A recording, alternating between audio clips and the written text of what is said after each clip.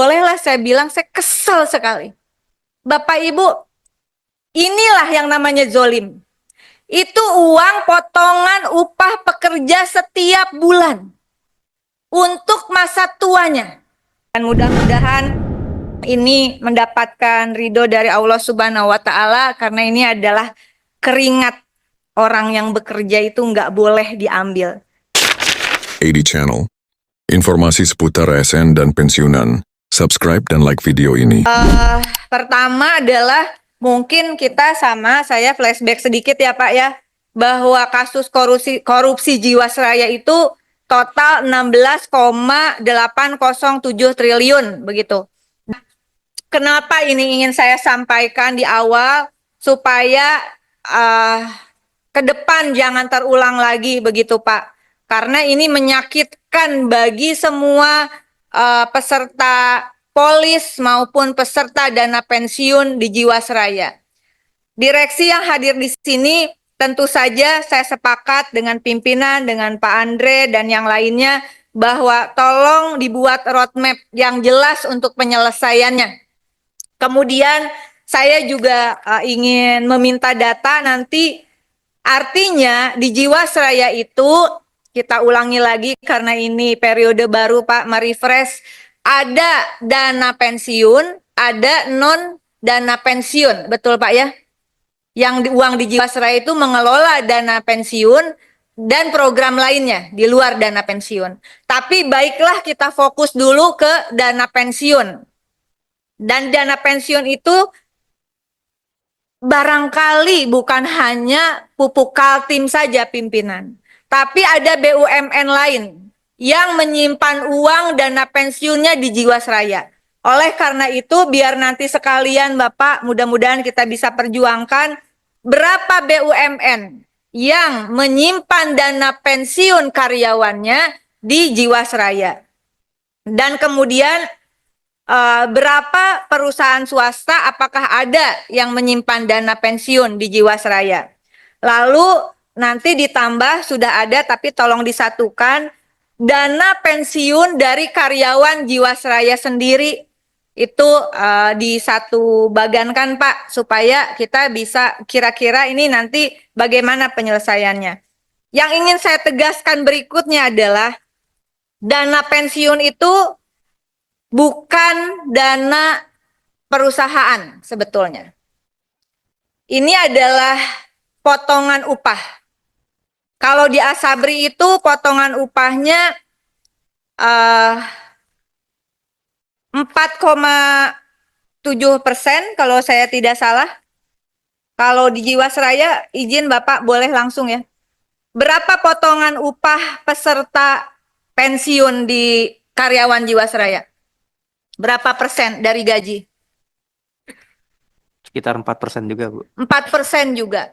Kalau di pupuk Kaltim, sama. Jadi, pimpinan dan anggota Komisi 6 DPR RI, uang itu bukan uang perusahaan. Uang itu bukan uang APBN. Uang dana pensiun adalah potongan upah setiap pekerja. Juga kita DPR RI ini dipotong upah untuk mendapatkan dana pensiun. Uang itu adalah hak pekerja. Dana pensiun adalah hak pekerja. Oleh karena itu kepada pertama Direktur Utama Asuransi Jiwa IFG ada restrukturisasi. Tapi kalau saya tidak salah, prioritas utama itu adalah memenuhi kewajiban terhadap para peserta dana pensiun. Anda bisa bayangkan, ini saya nggak kenal sih sama bencok ini, tapi bolehlah saya bilang saya kesel sekali. Bapak Ibu, inilah yang namanya zolim. Itu uang potongan upah pekerja setiap bulan untuk masa tuanya. Bapak Ibu di sini dipotong juga kan? Bayangkan kalau ini terjadi kepada kita. Yang Jiwasraya udah pasti terjadi tuh. Ya, atau yang pupuk Kaltim juga, kalau mungkin kan yang ini juga yang sekarang kerja ini nih yang di depan kita. Bapak Ibu ini juga termasuk yang dipotong upahnya. Betul kan? Lalu kemudian upah itu disimpan di Jiwasraya dan uang itu dirampok. Nah, oleh karena itu, Pak, fight, Pak. Nggak bisa tadi dengan menjawab bahwa ini begini ada. Benar, ini bukan persoalan mudah. Tapi kalau Bapak Ibu bisa mencari solusi, ini amal ibadah, Pak. Atau setidaknya ini menyelamatkan masa depan Bapak Ibu juga. Anda kerja berapa tahun? Misalnya Ibu, siapa yang udah lama di Pupuk Kaltim, ada nggak di sini? Bapak sudah berapa tahun, maaf Pak? Jadi berapa tahun pas reformasi? 30 tahun Bapak dipotong ya Pak? Tiap bulan 4%. Saya tanya Bapak aja deh, Bapak ikhlas nggak kalau uangnya nggak balik? Nggak ikhlas, padahal Bapak jabatannya sekarang direksi. Apalagi karyawan yang di bawah. Pak, jadi memang jabatan ini bukan hanya sesuatu yang membuat kita meleverage posisi sosial kita di masyarakat karena jadi pejabat, punya jabatan jadi mentereng. Tapi di dalam setiap jabatan, dalam perspektif saya, itu ada tanggung jawab besar. Dan tanggung jawab ini bukan sesuatu yang membuat kita, gila capek gue padahal gaji segini aja. Pak, priceless Pak. Perjuangan seperti ini priceless. Sesuatu yang tidak bisa dinilai dengan uang. Tapi kita semua termasuk Komisi 6, ini bagian dari perjuangan, ini bagian dari ibadah kita begitu. Nah, sekali lagi Pak, tolong data nanti kalau saya dalam posisi termasuk tadi sudah ada perjanjian apa, kasih ulang Pak yang lengkap ke kita. Kalau boleh bikin pimpinan, kalau boleh minta tolong disepakati ada panja untuk dana pensiun saja. Supaya kita bisa, karena saya yakin bukan hanya Pupuk Kaltim yang bermasalah. Oh, tidak salah ada beberapa ya Pak ya. Jadi biar sekalian, ini direksi Jiwasraya juga mukanya udah ditekuk banget gitu ya, udah pusing padahal mau bubar perusahaannya harus nanggung seperti ini. Nanti yang terakhir hampir saya lupa. Saya ingin tanya, kemarin waktu FGD dengan Asabri itu aset sitaan perkara korupsi